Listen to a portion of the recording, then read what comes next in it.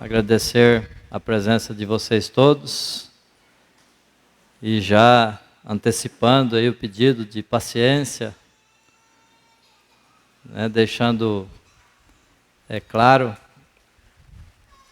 que nós não fazemos palestras, né? Nós não somos palestrantes, apenas fizemos um estudo do Evangelho e viemos aqui passar para vocês, para nós, e para que possamos refletir. E agradecer a Deus e a Jesus pela oportunidade de aqui estarmos passando essas informações a respeito das pesquisas que fizemos. De acordo com a escala da casa, temos que passar, o capítulo 4 do Evangelho segundo o Espiritismo, cujo título é Ninguém poderá ver o reino de Deus se não nascer de novo. Esta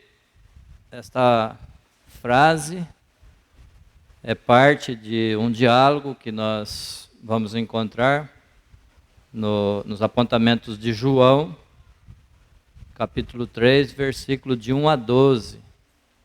É aquele famoso diálogo de Jesus com Nicodemos, em que Nicodemos procura Jesus para tirar ali as suas dúvidas com relação aos seus sentimentos daquele momento. Então nós vamos discorrer, vamos fazer a leitura do texto e vamos desenvolvendo o estudo, vamos interpretando o que Jesus quis dizer e o que Nicodemos sentia naquele momento em que procurou Jesus para o diálogo. Então, lá no Evangelho de João, no capítulo 3, nós vamos encontrar esse diálogo. E havia entre os fariseus um homem chamado Nicodemos, príncipe dos judeus. Este foi ter com Jesus à noite e disse-lhe: Rabi, bem sabemos que és mestre, vindo de Deus, porque ninguém pode fazer esses sinais que tu fazes, se Deus não for com ele. Jesus respondeu e disse-lhe: Na verdade, te digo que aquele que não nascer de novo não pode ver o reino de Deus. E disse-lhe Nicodemos: Como pode um homem nascer sendo velho? Porventura pode tornar a entrar no ventre de sua mãe e nascer?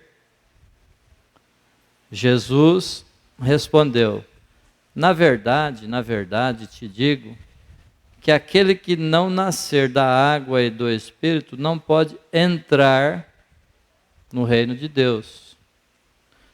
O que é nascido da carne é carne, e o que é nascido do Espírito é Espírito. Não te maravilhes de ter te dito: necessário vos é nascer de novo. O vento assopra onde quer e ouves a sua voz, mas não sabes de onde vem, nem para onde vai. Assim é todo aquele que é nascido de Espírito. E Nicodemos respondeu e disse: Como pode ser isso? Jesus respondeu e disse-lhe: Tu és mestre em Israel e não sabes disso. Não sabes disso? Na verdade, te digo que nós dizemos o que sabemos e testificamos o que vimos, e não aceitais o nosso testemunho. Se vos falei de coisas terrestres e não creste, como crereis se vos falar das coisas celestiais? Então esse é o texto, objeto de estudo desta noite, e que nós vamos refletindo, vamos esclarecendo, de acordo com pesquisa que fizemos, com pareceres de outros estudiosos. Nós buscamos o livro Estudando o Evangelho, de José Damasceno Sobral, e do Severino Celestino, Espiritismo e Cristianismo Primitivo. Então nós tiramos informações dali para trazer para você, e do Evangelho segundo o Espiritismo, claro. Então, ele começa, o texto começa: e havia entre os fariseus um homem chamado Nicodemos, príncipe dos judeus. Então os fariseus, quem eram esses fariseus?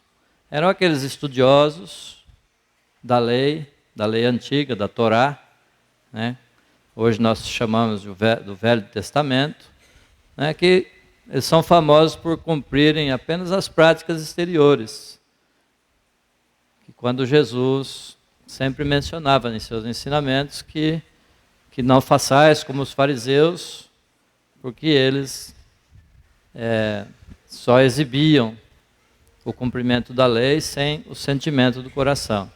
Então esses fariseus, eles afastavam tudo o que pudesse contaminá-los. Eles eram inimigos de Jesus justamente por isso, porque Jesus sempre, quando exemplificava, né, ele dava o exemplo dos fariseus que não cumpriam de acordo, né, com o coração, com o que vinha do coração. Então eles eram também poderosos em Jerusalém na época de Jesus, e eram muito estimados pelo povo, porque eles eram responsáveis para interpretar a lei, interpretar as Escrituras, que até então eram o Velho Testamento. E Jesus, quando veio falar para eles. Na época não existia, né, cristãos. Jesus veio falar para os judeus. E daí, depois que surgiu aí o cristianismo, depois que surgiu as anotações dos apóstolos, bem depois, né? Porque o primeiro evangelho foi escrito 40 anos depois da morte de Jesus. E ele era o príncipe. Então, nós estamos dizendo, nós estamos identificando o Nicodemos para irmos, né, encaminhando para saber como é que ele chegou até Jesus. Por que ele chegou até Jesus para iniciar esse diálogo? Então ele era uma pessoa de alta classe, muito rico. O pai dele detinha 10% da indústria de minério do Império Romano. Ele era membro do Sinédrio, ou seja, um nasci, era o mais alto grau do Sinédrio. Ele era o Sinédrio era o mais alto tribunal religioso e civil da época em Jerusalém. Ele era de idade madura, como nós vamos ver, tinha 71 anos e muito influente politicamente. Então nós estamos aqui conhecendo o Nicodemos. Ele estudou no melhor colégio talmúdico para estudantes solteiros desde a puberdade até os 20 anos. Então, naquela época se estudava, começava cedo. Ele foi graduado rabino, ou seja, mestre já, aos 21 anos de idade, e destacado entre os fariseus, galgou todos os cargos importantes, até se tornar chefe de uma comunidade judaica, quer dizer, até ser um nasci, que era composto de 72 membros, e ele era o chefe. E então, o que causou estranheza para ele, o que veio perturbar para ele, para que ele tomasse a decisão de ir procurar Jesus, né, foi quando no seu aniversário de 71 anos, porque os judeus costumam, até hoje, em suas orações, recitar os salmos. e os salmos recitados no dia de acordo com a sua idade. Né? Eu, por exemplo, se fosse um judeu, estaria hoje de manhã recitando o Salmo 56. Né? Então, no dia do seu aniversário, ele foi recitar o Salmo 71, seu aniversário de 71 anos. E que dizia o seguinte, Salmo 71, versículo 9, na minha velhice, não me rejeiteis ao declinar de minhas forças, não me abandoneis. Quer dizer, ele descobriu que estava velho, né, naquele dia, e que pedindo a Deus que não o rejeitasse.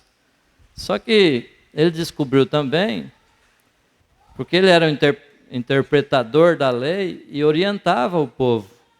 Ele descobriu também que ele só orientava, não tinha obras. Só estudava as leis e não praticava. Então esse versículo fez refletir, pois até aquele momento só se preocupava em orientar aos que o procuravam, nunca se detinha na prática. Então aquilo foi deixando ele preocupado. Né? E em outras passagens, porque um mestre, um nasci, um fariseu, eles tinham o Velho Testamento de cor. Eles eram obrigados, desde os 14 anos, a estudar o Velho Testamento, as Escrituras. A Torá, que são os 5 livros de Moisés. Então ele lembrou lá do Jó, no capítulo 34, versículo 11, Deus retribui ao homem segundo suas obras e dá a cada um conforme o seu proceder.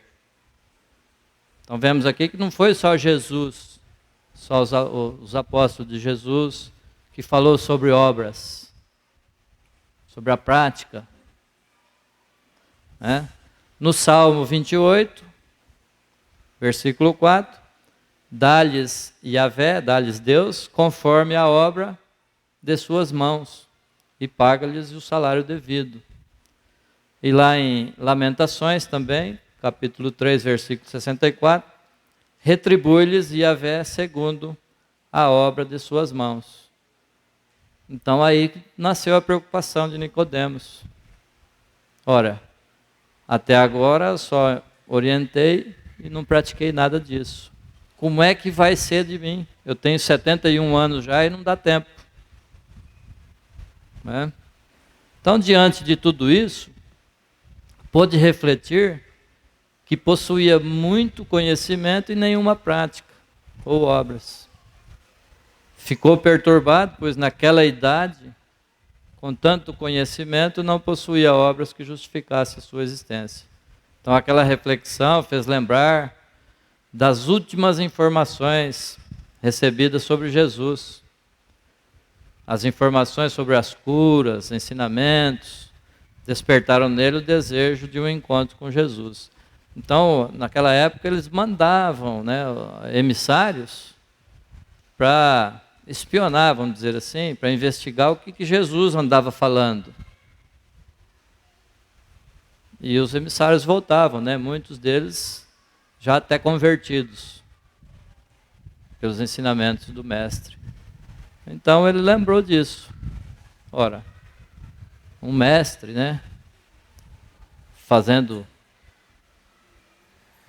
com muitos feitos, fazendo curas, mas como ele, né, como que ele poderia, né, naquela idade, ir em busca de um jovem, ele com 71 anos, mestre, ir atrás, né, e buscar informações com um jovem, sem nenhuma expressão. Jesus era judeu, e todos conheciam, não tinha visto Jesus estudar em nenhuma faculdade. Né? Mas sabia do que Jesus fazia, do que Jesus falava. Quer dizer, um jovem que não possuía conhecimento e nem respaldo entre eles, ali os rabinos. E os componentes da comunidade, os fariseus, não davam a menor importância para Jesus, a não ser quando Jesus falava mal deles. Ou seja, fala mal entre aspas, né? Davam exemplo de que eles não exerciam na prática aquilo que E eles interpretavam que Jesus estavam contra eles. Quer dizer, mas aí sabia-se que Jesus era um profeta. Contavam-se para eles que Jesus era um profeta. Então, mas profeta não necessitava de estudo. Os profetas nasciam ali entre as pessoas humildes, entre o povo, né? Não pertenciam em nenhuma família nobre. Todos os profetas que ele conhecia eram assim. Aí ele recordou também, né, já que Jesus era um profeta, recordou do escrito do Deuteronômio: caso haja alguém que não ouça as minhas palavras, que este profeta pronunciar em meu nome, eu próprio irei acertar contas com ele. Aí trouxe mais preocupação. Trouxe ali a vontade ainda mais e o medo, né? E se fortaleceu para ir buscar Jesus. Então ele tomou a iniciativa de encontrar com Jesus. Ele, como representante dos fariseus, não tinha que dar satisfação para ninguém, né? Ele podia tomar as decisões que quisesse. E então ele buscou o amigo Jacó, que sabia onde encontrar Jesus, sabia onde Jesus costumava ficar durante a noite. Então pediu para que eu conduzisse até lá, para conversar com Jesus. Então, quer dizer, este foi ter a noite com Jesus. Por que a noite, né? Pode ter sido às escondidas, né, com medo de que alguém visse, mas também pode ser numa hora em que o mestre estava menos ocupado depois do atendimento diário, né? E uma hora mais calma para uma conversa mais longa, que ele estava precisando de conversar, tirar as suas dúvidas. Aquelas dúvidas sobre as suas obras, ele não tinha obras, já estava velho. E chegou e encontrou com Jesus, já foi dizendo, né? Rabi, bem sabemos que és mestre vindo de Deus. Rabi significa meu mestre. Rabino é mestre. Então Rabi é o nome mais carinhoso, é meu mestre, né? Título de honra dado aos doutores judeus no tempo de Jesus. Então ele chegou já chamando Jesus de meu mestre. Sabemos, é um indicativo de plural. Ele estava ali sozinho, mas o sabemos indica ali que ele havia já conversado sobre Jesus com mais alguém, né? Buscando um mestre, sempre se faz na condição de discípulo. Então foi isso que Nicodemos fez. Embora ele sendo mestre, mas buscou Jesus na condição de discípulo. Só que Jesus era um mestre diferente, né? Formado na ciência divina. Com relação à terra, tudo ele sabia, né? Tudo ele sabe, tudo ele pode, porque foi ele que ajudou na construção da terra. Nós sabemos disso.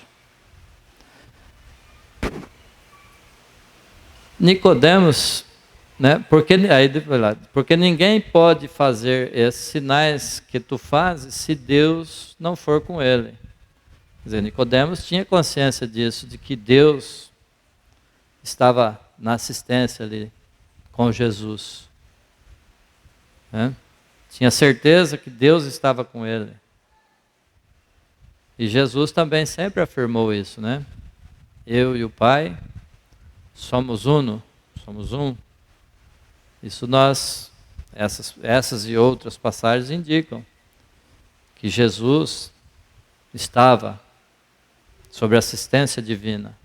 Sempre esteve e sempre está. E Jesus respondeu e disse-lhe: na verdade,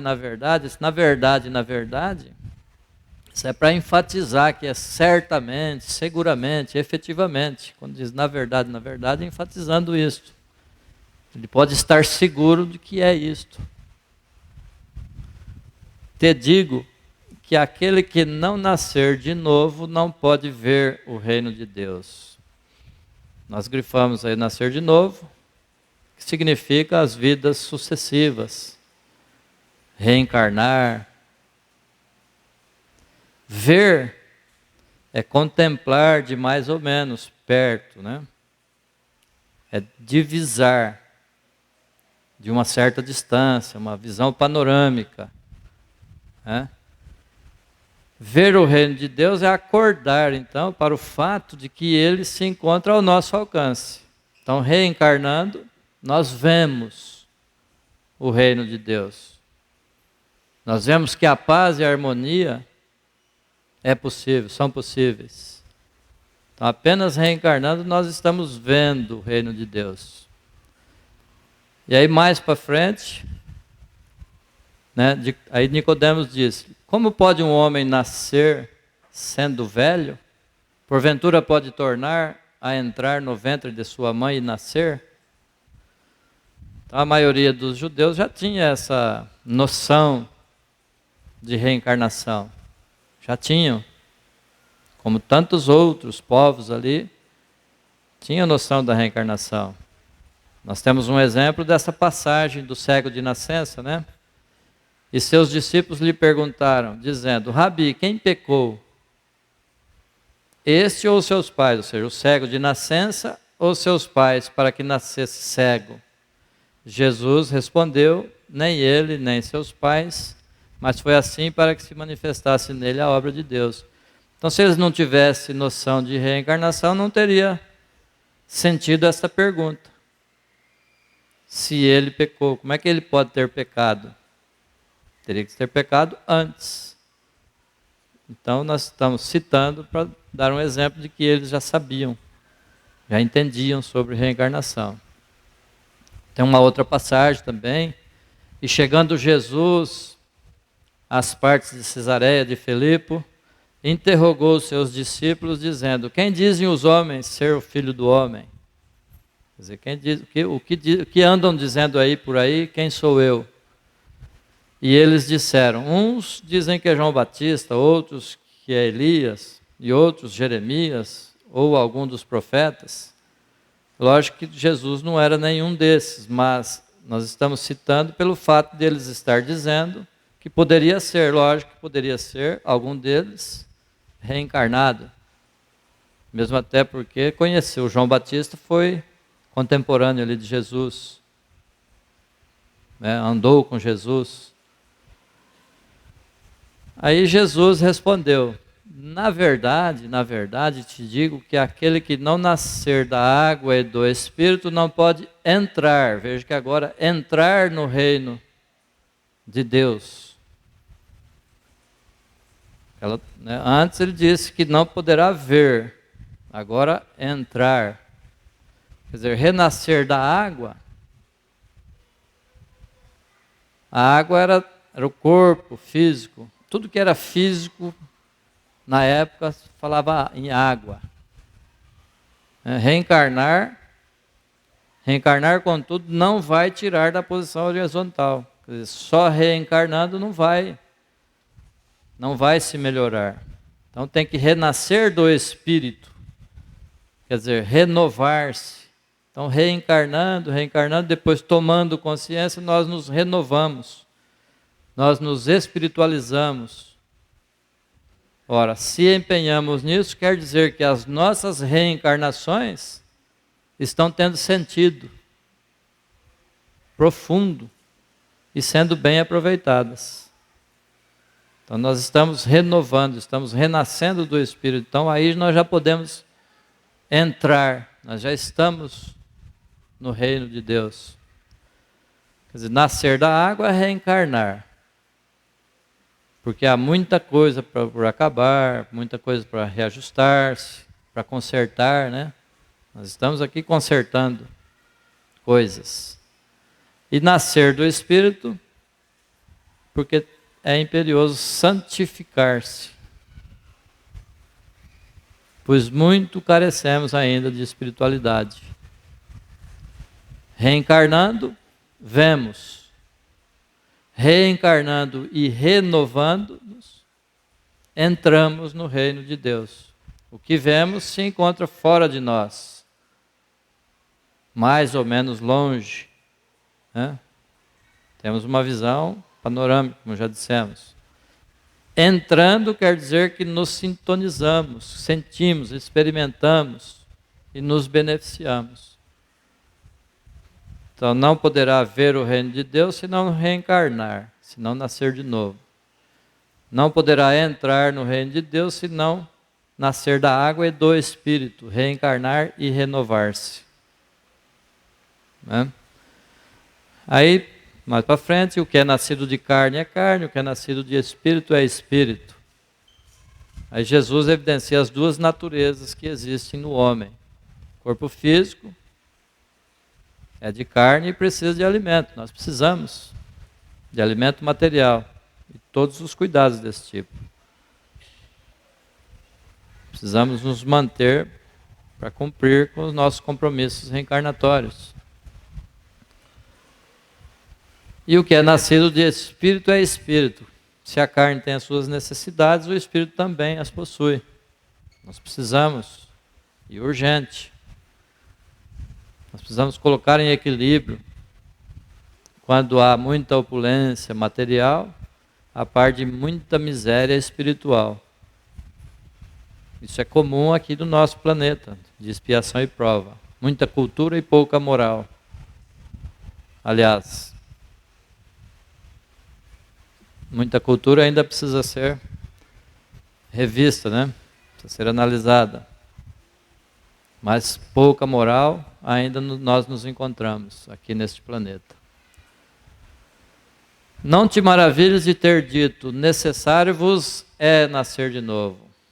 Quer dizer, aí Jesus já não está se dirigindo só a Nicodemos, está se dirigindo a toda a humanidade. Vós é nascer de novo, para todos nós, mostrando aí a necessidade de renascer, de reencarnar da água, para darmos prosseguimento ao que foi começado, para a reparação dos erros, para consertar as situações. Do Espírito, para melhorar-se, aperfeiçoar-se, renovar-se. Se muitos não aceitam, é porque ainda desejam continuar como estão. E depois o vento assopra onde quer e ouves a tua voz, mas não sabes de onde vem, nem para onde vai. Assim é todo aquele que é nascido de Espírito. Ele está dizendo que o Espírito, nós não sabemos de onde viemos, nós não sabemos quem fomos em outras encarnações. Sabemos que viemos de algum lugar, mas não sabemos quem fomos. E ouvimos a sua voz, quer dizer, ouvimos a voz dos Espíritos. Nós registramos a presença dos Espíritos através da intuição, através da mediunidade, né? E para onde vai? Nós não sabemos para onde vamos, não sabemos quem seremos amanhã. Então, é isso que Jesus quer dizer. O vento assopra de onde quer e não ouves a sua voz. Aí Nicodemos respondeu e disse: como pode ser isto? Ele evidencia aí o seu desejo de aprender. Mesmo como mestre, estava ali na qualidade de discípulo, querendo aprender. Só que ele tinha aí a incapacidade de assimilar. Como é que pode acontecer? Sabia que existia a reencarnação, tinha noção de reencarnação, mas não sabia como se dava isso. A reencarnação ela é aceita aí por quase todos os orientais, por muitos povos. E Jesus respondeu: tu és mestre em Israel e não sabes disso? Quer dizer, você ensina sobre as leis, traz os ensinamentos de Deus e não sabe sobre isso. Qualquer posição, né, nossa implica em responsabilidade, de acordo com o grau dessa posição que nos encontramos. Ser mestre de um povo representava ainda uma responsabilidade maior, porque tinha todo o povo ali para ensinar. Então, pregando que Deus é justo, indispensável se tornava que admitisse a reencarnação. Não é? Aí Jesus diz, na verdade te digo que nós dizemos o que sabemos e testificamos o que vimos, e não aceitais o nosso testemunho. Aí Jesus já se coloca aí como uma equipe, né? Estava ali com a sabedoria de Deus, sabedoria absoluta, que é de Deus. Então ele estava ali trazendo o ensinamento de Deus. E Jesus é o maior com relação na terra, né? Nós sabemos disso. Ele ajudou na criação, na construção do nosso planeta. Ele sabe que é mestre por excelência. E sempre disse isso. Nós temos provas inúmeras. Ele próprio dizendo e através dos seus feitos. E Jesus diz, se vos falei, né, termina dizendo, se vos falei das coisas terrestres e não crestes, como crereis se vos falar das coisas celestiais? Jesus estava ali falando só apenas de reencarnação física. Quer dizer, e quando fosse falar então das coisas espirituais? Abordando a reencarnação, Jesus está tratando de coisas materiais, que diz respeito à terra. Quer dizer, está falando algo da terra para um mestre, e ele não estava entendendo, e quando fosse falado das coisas espirituais? Se somos incapazes de crer no que concerne às coisas materiais, com as quais convivemos, e que podemos sentir e avaliar, como iremos crer se ele passar ao relato das coisas espirituais? Né? Então, como nós vemos aqui, esses ensinamentos de Jesus vêm nos provar, embora o Espiritismo não tenha esse objetivo de querer provar, né? A doutrina espírita, ela foi trazida para nós para nos orientar. Ela não precisa provar nada, sim, do nosso entendimento, pela razão que nós buscamos, porque entendemos. Então, nos traz aqui a prova da reencarnação, que Jesus falou, porque muita gente fala que Jesus não falou de reencarnação em momento algum. Então, essas são as anotações que mostram que Jesus falou sim de reencarnação, e que lá no Velho Testamento também fala sobre reencarnação, como nós mostramos aqui. O primeiro mandamento de Moisés, os 10 mandamentos de Moisés, no primeiro já fala de reencarnação. Ele é um pouco longo, né? E lá no finalzinho, ele fala assim, eu sou um Deus zeloso e visito a iniquidade dos pais nos filhos, na terceira e quarta geração. Esta é a tradução correta, é na terceira e quarta geração, dos pais, terceira e quarta geração, neto, bisneto. O pai hoje pode ser neto dele mesmo, né? Então visita a iniquidade dos filhos, quer dizer, está trazendo a reparação de erros nos filhos. Iniquidade é erro.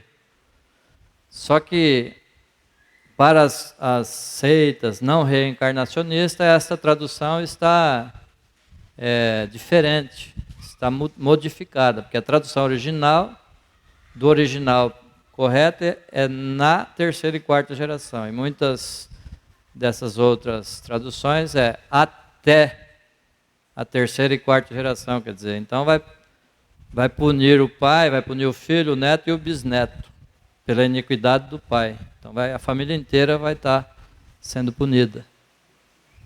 né? Então não é desta forma que devemos interpretar o primeiro mandamento de Moisés. Então, nós vamos tecer alguns comentários sobre a reencarnação e família, né? Muitos argumentos que a gente encontra aí pelos opositores é que a reencarnação destrói os laços de famílias. Quando é ao contrário, né? Por meio da reencarnação e graças a ela, que os laços de fraternidade se ampliam, se fortalecem. Eu tenho a minha família hoje, amanhã pode reencarnar numa outra encarnação, meu vizinho, meu amigo, né? Então eu só estou aumentando. Eu não perdi aquele meu filho. Ele vai continuar sendo um membro da grande família. Reencarnação e o progresso. Quando Jesus fala, né, nenhuma das ovelhas que meu Pai me confiou se perderá. Então, aceitando a reencarnação, não temos dificuldade de compreender esta máxima de Jesus. Porque nenhuma vai se perder. Quando pela não reencarnação, aquele que não foi tão bonzinho vai para o inferno e acabou. Então ele está perdido. Agora, Jesus afirma que não vai se perder. Então ele vai ter outras oportunidades de resgate. Então nenhuma vai se perder. Jesus afirmou isso para nós. Então nós confiamos nele. Com relação ao reajuste, reconcilia-te com o teu adversário enquanto estás a caminho com ele. Se eu não entendo sobre reencarnação, se eu não aceito a reencarnação, por que eu vou me reconciliar com o meu inimigo? Logo, logo nós já vamos estar ou no céu ou no inferno, né? Então eu não preciso me reconciliar com ele, não. Agora, com a aceitação da reencarnação, eu tenho que me reconciliar logo com ele, porque senão vai demorar muito. Eu posso não encontrar ele na outra, e demorar muito tempo para essa reconciliação. Então, reconcilia-se enquanto está a caminho com ele. Urgente. Com relação ao resgate, não é que ele tenha pecado nem seus pais. Nós já comentamos a respeito deste ensinamento, que é a passagem do cego de nascença, né? E Jesus responde, que não é que ele tenha pecado e nem seus pais. Então, somente na crença nas múltiplas existências poderia justificar semelhante pergunta. Quem pecou? Se ele é cego de nascença, nasceu cego, ele não poderia ter pecado aos olhos humanos. E sim, o espírito, em outra encarnação, ele era outra pessoa, então ele pode ter pecado lá e hoje está resgatando. E com relação ao espiritismo, né? Não foi o espiritismo que inventou a reencarnação. Muitas seitas falam que coisa de reencarnação é coisa de espiritismo. O espiritismo deu um nome diferente para uma doutrina nova que estava surgindo. Então Allan Kardec começou a estudar a doutrina e já deu o nome, doutrina espírita. Então esse nome espírita, nós nunca vamos encontrar na Bíblia. Ele fala, espiritismo não tem na Bíblia, nem reencarnação na Bíblia. Não vai ter mesmo. Foi uma palavra criada por Allan Kardec. Mas reencarnação, o que é? Nascer de novo. Ele deu um nome para nascer de novo, mas nascer de novo tem sim. Orígenes, a maior autoridade, né, da igreja de Roma, ele afirma: as causas das variedades de condições humanas são devidas às existências anteriores. Orígenes ele viveu no ano 185 a 254, então muitas outras anotações, muitos dogmas da igreja vêm dele, informações dele. e outros, Krishna, os Vedas, Buda, sacerdotes egípcios, Sócrates, Platão, Pitágoras. Pitágoras fala da palingenesia. Palin, muita, genesia, nascimento, muitos nascimentos. E os romanos, Virgílio, Ovídio, São Jerônimo, todos eles falam, escreveram sobre as vidas sucessivas, sobre renascer, sobre palingenesia, que é vários nascimentos. E Jesus, falando a respeito de Elias, profeta falecido alguns séculos antes, diz: Elias já veio e não o conhecestes. Então eles compreenderam ali de que se tratava de Elias, o João Batista. Então João Batista era a reencarnação de Elias, o próprio Jesus confirmou isso. A Igreja Católica, até o ano de 553, falava-se de reencarnação nas igrejas, aceitava a reencarnação, mas foi por um decreto do Concílio de Constantinopla, a pedido ou por exigência da imperatriz Teodora, que mandava e desmandava no governo. Ela era muito rude, muito má, escravocrata, judiava dos escravos. O escravo falava que na próxima encarnação ela ia receber tudo essa maldade que ela causava.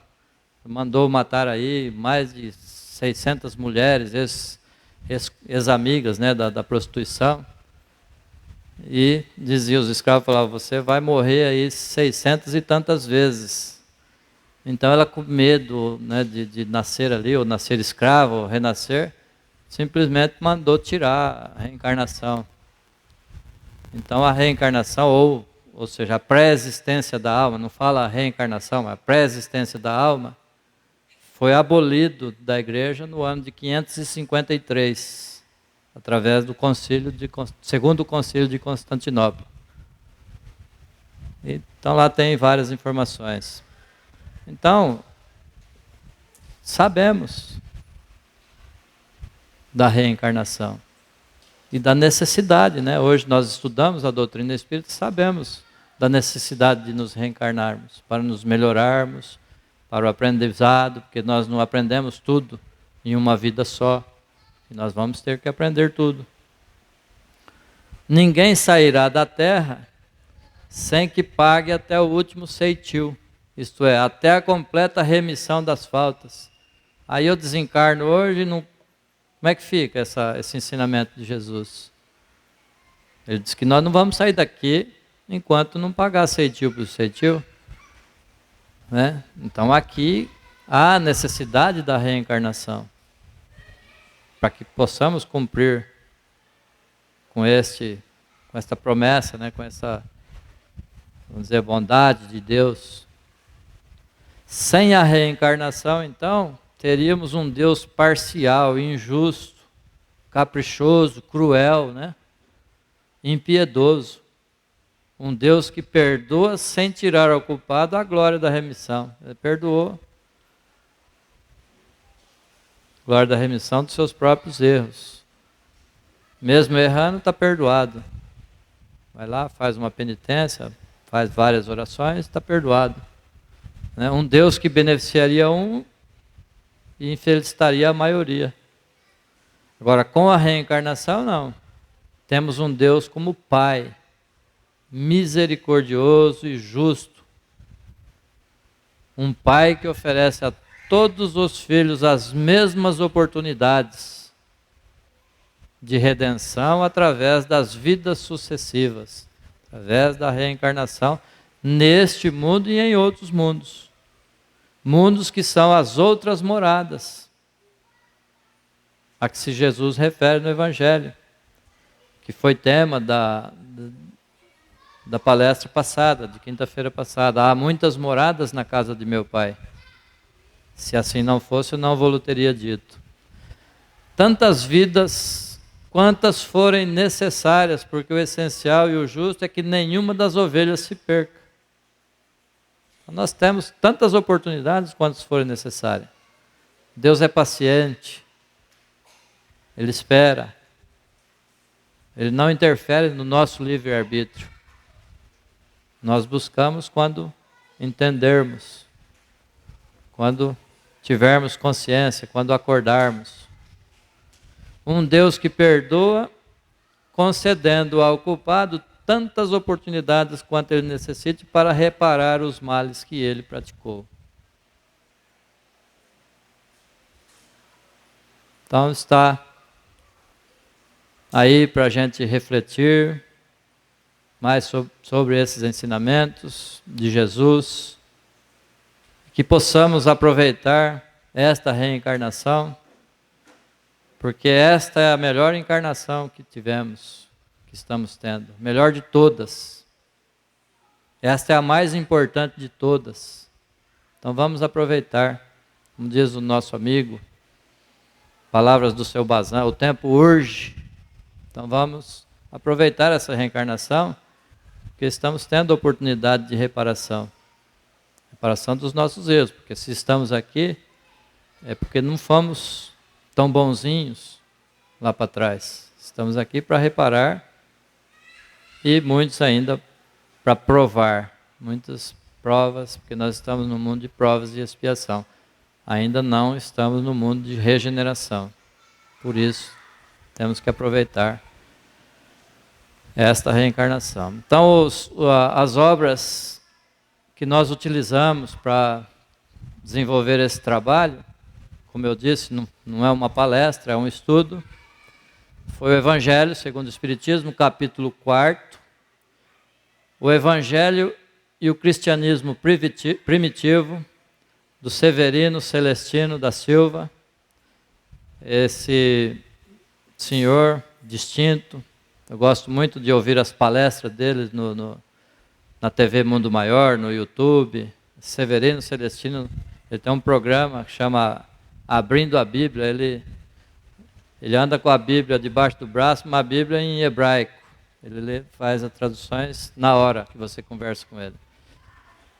O estudo do Evangelho, por José Damasceno Sobral, e o livro Luz Imperecível, que foi coordenado pelo Honório de Abreu, lá de Belo Horizonte. E esta frase famosa que se encontra lá no túmulo do Allan Kardec, né? Escrita, se não me engano, por Camille Flammarion: nascer, viver, morrer, renascer ainda, progredir continuamente, tal é a lei. Então esse é o emblema do Espiritismo. Porque a reencarnação é um dos principais princípios básicos, é um dos princípios básicos do Espiritismo. Que Jesus abençoe a todos nós, abençoe a todos, que possam então refletir sobre esses ensinamentos e vamos juntos aí tentar mudar a nossa condição nesta reencarnação, nos renovando e nos melhorando para poder entrar no reino de Deus. Muito obrigado a todos.